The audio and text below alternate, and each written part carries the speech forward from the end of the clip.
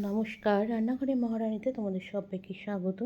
সামনে দোলযাত্রা, সবাইকে শুভ দোল পূর্ণিমার অনেক অনেক শুভেচ্ছা ভালোবাসা। আজকে তাই সেদ্ধ দোল পূর্ণিমা উপলক্ষে আমি এখানে একটা নিরামিষ, একদম সম্পূর্ণ নিরামিষ আইটেম রান্না করে দেখাবো। কুমড়ো আলুর ছক্কা, না কিন্তু সুন্দর নিরামিষ তরকারি। কুমড়োটা দেখো আমি একদম খোসা শুদ্ধ কিন্তু কেটেছি, সুন্দর করে সাইজ করেছি, সেরকমই কিন্তু আলুটাকেও একই রকমভাবে কেটে নিয়েছি। এছাড়া কি কি মশলা এখানে দিচ্ছি দেখো, এখানে আছে গোটা ধনে, লঙ্কা, আদা, জিরে, এটা কিন্তু আমি এখানে নিয়ে নিয়েছি। আচ্ছা, প্রথমেই দেখো আমি মশলাটাকে কিন্তু আগে এমনি শুকনো অবস্থাতেই কিন্তু বেটে নেব। আদা, লঙ্কা আর ধনে, জিরে। যারা আমার রান্নার ভিডিওগুলো দেখো তারা জানো আমি মশলাটা কিন্তু একটু বেটে দিতে পছন্দ করি। সেই জন্য কিন্তু আগে প্রথমে লঙ্কা আর আদাটাকে একটুখানি পিষে নিচ্ছি। লঙ্কা আদাটাকে কিন্তু বেটে নেওয়ার পরে এবার কিন্তু আমি জিরে আর গোটা ধনে আর জিরেটাকে কিন্তু এবার বেটে নেব। খুব সুন্দর করে একটুখানি মিহি করে কিন্তু বেটে নেব। তার জন্য কিন্তু এবার প্রথমে আগে কিন্তু জল দেবো না, জল ছাড়াই কিন্তু বেটে নেব। আচ্ছা, বেটেছি, বাটাটা দেখো কীরকম বেটেছি, জল ছাড়া যেহেতু বেটেছি তাই জন্য কিন্তু পুরো পেস্ট না, একটু হালকা হালকা একটু দানা দানা রয়েছে। তোমরা কিন্তু এটা মিক্সিতেও করতে পারো, মিক্সিতে জল ছাড়া কিন্তু সুন্দর করে বেটে নিতে পারো, মানে এরকমভাবেই কিন্তু বাটা হবে। এবার এটাকে তুলে নিচ্ছি। কড়াইটা কিন্তু গরম বসিয়ে দিয়েছি। প্রথমে দিয়ে দেবো এখানে কিন্তু সর্ষে তেল। কিছু কিছু রান্না আছে না সর্ষে তেল ছাড়া খেতে ভালো লাগে না, তাই এখানে কিন্তু আমি সর্ষে তেল দিয়ে রান্নাটা করব।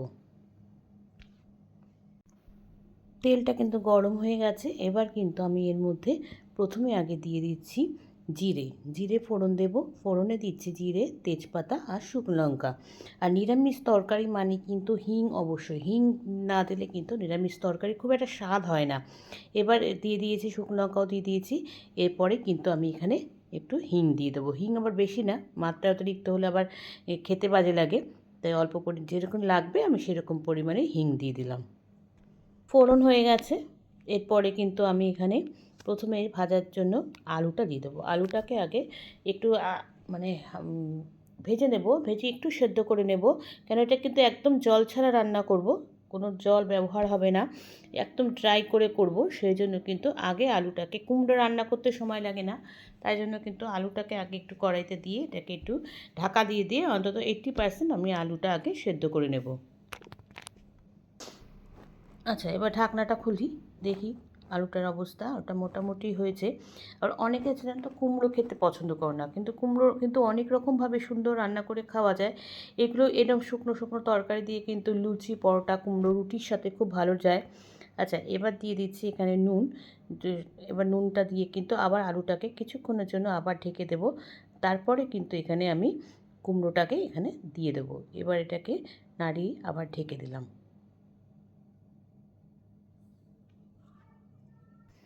চলো এবার ঢাকনাটা খুলি, দেখি কী অবস্থা। আলুটা কিন্তু দেখেই বুঝতে পারছো আলুটা ভাজা ভাজা হয়ে এসছে, মানে আলুটা প্রায় সেদ্ধ হয়ে গেছে। এবার কুমড়োটা এই অবস্থায় দিয়ে দিলাম। আর কুমড়োর কিন্তু খোসা শুদ্ধ এবং কুমড়ো খেতেও কিন্তু খুব ভালো লাগে।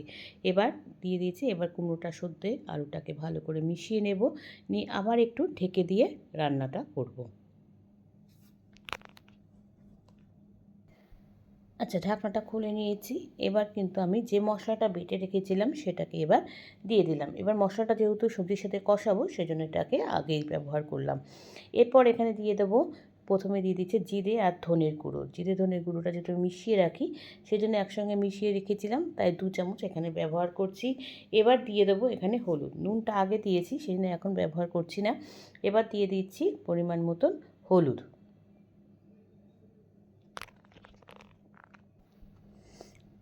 আচ্ছা, হলুদ তো দিয়ে দিয়েছি। এবার এখানে দিয়ে দেবো নুন। নুনটা এবার অল্প স্বাদ অনুযায়ী দেবো, যেহেতু লুচি, পরোটা বা রুটির সাথে খাওয়ার জন্য ব্যবহার করছি, রান্নাটা করছি, সেই জন্য কিন্তু নুনটা কিন্তু প্রথমে একটু অল্প করে দিতে হবে।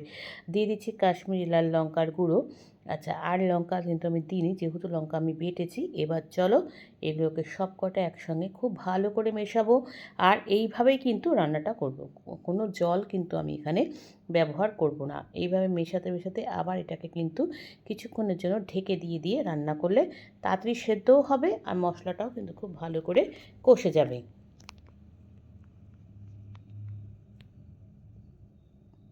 এবার ঢাকনাটা খুলছি, দেখি কী অবস্থা। অনেকটাই কিন্তু সেদ্ধ হয়ে গেছে। এবার এটাকে আবার একটু খুন্তি দিয়ে নাড়িয়ে নিচ্ছি। দেখো, আর কিন্তু কিছু জিনিস এখানে ব্যবহার করব না। দিয়ে দিচ্ছি একটু চিনি। চিনি তো নিরামিষ তরকারি, তো চিনি তো অবশ্যই স্বাদের জন্য দিতেই হবে। এবার সুন্দর করে আবার কষিয়ে নিচ্ছি। কী সুন্দর দেখতে হচ্ছে, আর গন্ধটাও কিন্তু দারুণ বেরোচ্ছিল। আর এভাবে আস্তে আস্তে দেখো আলু আমার কিন্তু সেদ্ধ হয়ে গেছে। এবার কুমড়োটাও কিন্তু সেদ্ধ হতে এসেছে। একটুখানি জল দিচ্ছি জাস্ট সেদ্ধ হওয়ার জন্য, কোনো ঝোল কিন্তু এখানে ব্যবহার করব না। আচ্ছা, ঢাকনাটা খুলছি। দেখো, এবার মনে হচ্ছে রান্নাটা কিন্তু প্রায় হয়ে এসেছে। আরেকটু ঝোলটা টানবে, পুরোটা টানা মানে এটাকে রেখে দেবো যেহেতু, সেহেতু কিন্তু যেটুকুনি ঝোল বাকি মানে আছে সেটা শুকিয়ে যাবে। দেখো, কুমড়োটাও কিন্তু আমার সেদ্ধ হয়ে গেছে। আর বেশি সেদ্ধ করবো না, তাহলে কিন্তু একদম গলে যাবে, তখন আবার কুমড়ো খেতে অত ভালো লাগে না। এবার এটাকে মিশিয়ে নিলাম, নিয়ে এবার উপর থেকে ধনেপাতা, শীতকাল যেহেতু দেখো ধনেপাতা অবশ্যই, এরপরে কিন্তু ধনেপাতা আর গন্ধটা চলে যাবে, আর দামও বেড়ে যাবে, কম পাওয়া যাবে। আচ্ছা, ধনেপাতা তো দিয়ে দিয়েছি, এর ওপর থেকে একটুখানি ছড়িয়ে দিচ্ছি কসুরি মেথি। ব্যাস, আর কিছু না। এবার এটাকে কিন্তু একটু নাড়িয়ে কিছুক্ষণ কিন্তু একটু ঢেকে রেখে দেবো, যাতে মানে সব কটার গন্ধ সুন্দরভাবে সবজির মধ্যে ঢুকে যায়। সেই জন্য এবার এটাকে নাড়িয়ে আবার এটাকে ঢেকে দেবো। আমার কিন্তু রান্নাটা হয়ে গেছে কমপ্লিট। এই আচ্ছা, হয়ে গেছে। দেখো, একদম সম্পূর্ণ নিরামিষ কুমড়ো আলুর তরকারি। যেহেতু দোলের দিন, পূর্ণিমা থাকে, সব বাড়িতে ম্যাক্সিমাম বাড়িতে যারা নিরামিষ রান্না হয় এইভাবে কিন্তু রান্না করতে কুমড়ো আলুর তরকারিটা অসাধারণ হয়েছিল। লুচির সাথে, পরোটার সাথে দারুণ লাগবে। করে খেয়ে আমাকে কিন্তু জানিও অবশ্যই লাইক, কমেন্টস আর শেয়ারের মাধ্যমে।